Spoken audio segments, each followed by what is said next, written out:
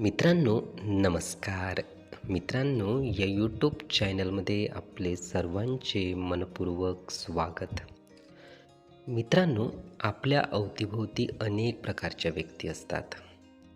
काही आपल्यासोबत जास्त बोलणाऱ्या असतात, तर काही कमी बोलणाऱ्या असतात. त्यातही आपण जेव्हा काही व्यक्तींसोबत बोलतो किंवा काही व्यक्तींना आपल्याला सांगायचे असते, तर त्यात अशाही व्यक्ती असतात की ज्या शांत राहतात, ज्या चूप राहतात, ज्या शांतपणे आपलं ऐकून घेतात.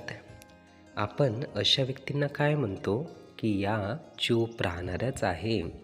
आणि अशा व्यक्तींविषयी आपण म्हणत असतो की या काहीच बोलत नाही. मित्रांनो, आपण गैरसमजसुद्धा करून घेतो की अशा व्यक्तींना काहीही बोलले तरी चालून जाते. काही बोलले तरी हे व्यक्ती खपवून घेतात, असा आपण विचार करत असतो.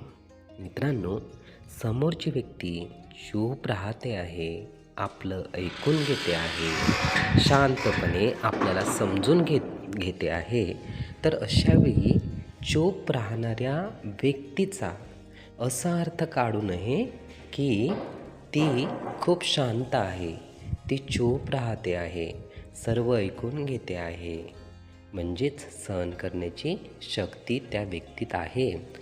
मित्रांनो, नक्कीच समोरची व्यक्ती चूप राहून शांतपणे ऐकून घेते हा सद्गुण त्या व्यक्तीमध्ये आहे. मित्रांनो, दुसरा पण सद्गुण त्या व्यक्तीमध्ये आहे की आपल्या बोलण्यानुसार समोरची व्यक्ती उत्तर पण देऊ शकते. हा सुद्धा दुसरा गुण आहे.